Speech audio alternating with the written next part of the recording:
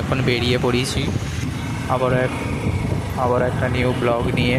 তো এখন আমি যাচ্ছি শ্যামপুরে, কালী পুজো হচ্ছে ওখানে। চলো গাইস, ওখানে গিয়ে দেখাবো যে কী সেট আপ এনেছে, আর কালী পুজো দেখাবো, ঠাকুরটাও দেখাবো। চলো গাইস। তো গাইস আমি চলে এসেছি গাইস, এ দেখো বাচ্চা মুখে গেটে ঢুকছি। গাইস দেখো লাইটিং লাইটিং।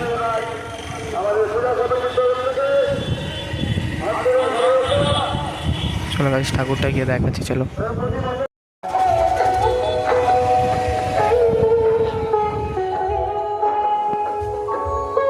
তো গাইস চলে এসেছি, এটা শ্মশান, আর এখানে মা, আর এইদিকে হচ্ছে কালকে অনুষ্ঠান হবে।